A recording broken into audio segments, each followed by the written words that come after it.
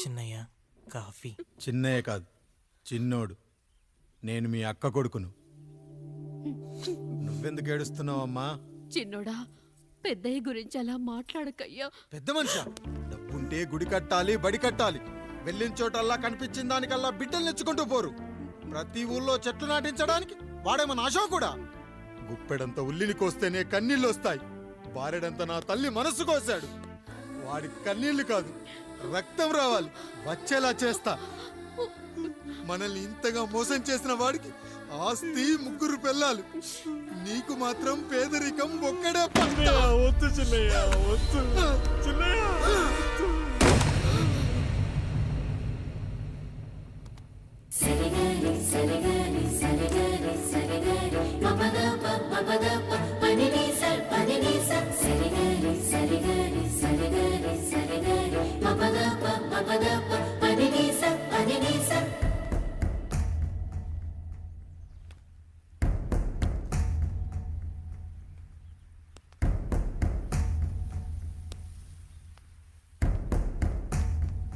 నాన్న,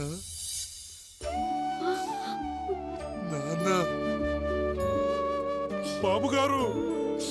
బాబుగారు కాదు నాన్న, నేను నీ బాబు నాన్న. మీరు మా పెద్దయ్య బిడ్డ కదయ్యా.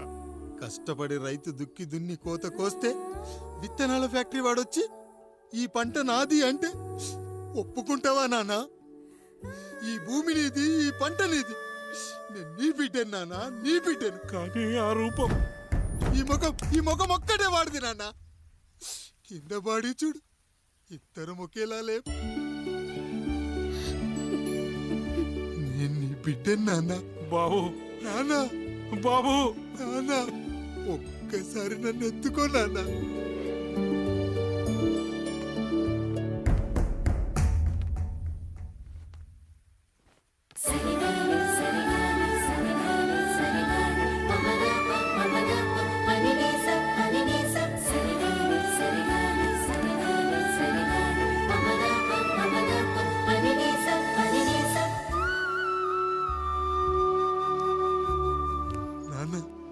నువ్వెంత మంచివాడివి నాన్న.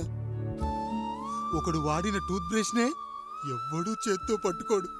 అలాంటిది నువ్వు నోట్లో పెట్టుకుని తిరుగుతున్నావు. అమ్మ ఎంత అదృష్టవంతురాలు నాన్న, ఎంత అదృష్టవంతురాలు. చాలు బాబు, ఇది చాలు. చాలదు నాన్న, ఆ రాయుడు లెక్కేంటో తేలుస్తా. మన కుటుంబాన్ని ఇంత క్షోభ పెట్టిన ఆ రాయుడిని వదలనానా, వదలా. వాడంతేదో చూస్తా.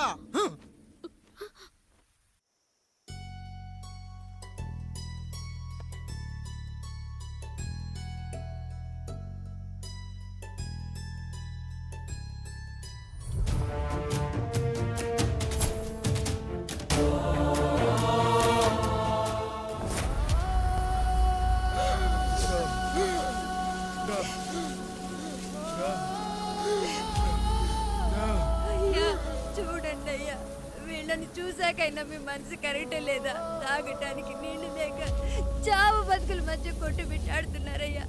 పచ్చగా ఉండే ఈ ప్రాంతానికి ఏం దిష్టి తగిలిందో ఏమో. భూమిలోనే కాదు, మా కళ్ళల్లో కూడా నీరు ఇంకిపోయేలా చేశాడా దేవుడు. ఈకంతా మీ చేతుల్లోనే ఉందయ్యా. చూడమ్మా, వర్షాలు లేక కరువుతో రాష్ట్రం కష్టాన్ని కూడా అరువు తెచ్చుకుని బతుకుతుంది. నా కాళ్ళ మీద పడితే ఏమీ రాదు, పైనుండి వర్షం పడాలి. అయ్యా మినిస్టర్ గారు, మీరైనా ఏదో ఒకటి చెయ్యండి అయ్యా. నేనేం చేయనమ్మా, ఇక దేవుడే మిమ్మల్ని కాపాడాలి. ఎవడొస్తాడో మిమ్మల్ని కాపాడడానికి. ఎన్నాళ్ళు అడుగుతారా ఎవడొస్తాడు, ఎప్పుడొస్తాడు, ఎక్కడి నుంచి వస్తాడు అని? పేదవాడికి కష్టం వచ్చినప్పుడల్లా ఇదే మాట. 70 ఏళ్లుగా హీరో రావాల్సి వచ్చినప్పుడల్లా ఇదే మాట.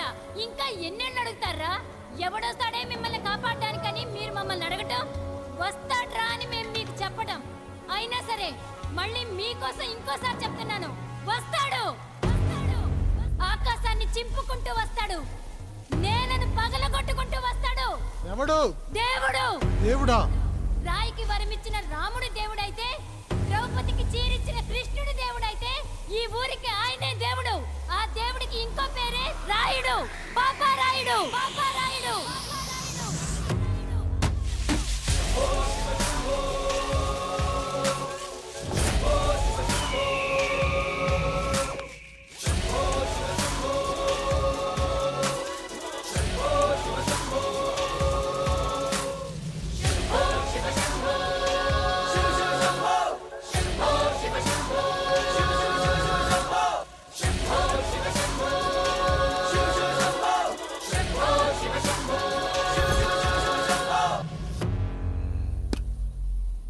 ఏంటి సమస్య?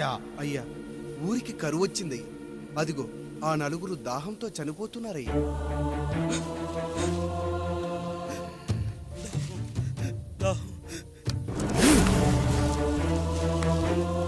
పాపారాయుడు తీర్పు ప్రకటిస్తున్నాడు.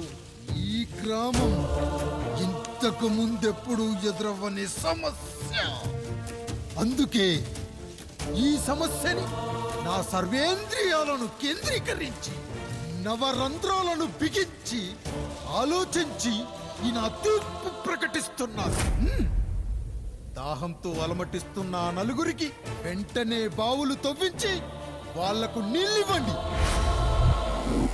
అంత సమయం లేదయ్యా. మరో 5 నిమిషాల్లో వారి చేత నీళ్లు తాగించిపోతే చచ్చిపోతారయ్యా. పూజారి, మరేంటిప్పుడు దీనికి పరిష్కారం? నృత్యం. సంగీతానికి శిలలు, నృత్యానికి మేఘాలు కరుగుతాయని శాస్త్రం చెబుతుంది. ఆ నాట్యానికి ఆకాశం కరిగి వెంటనే వర్షం పడాలి. అందుకు ఆ నటరాజైన శివుడే మార్గం చూపించాలి.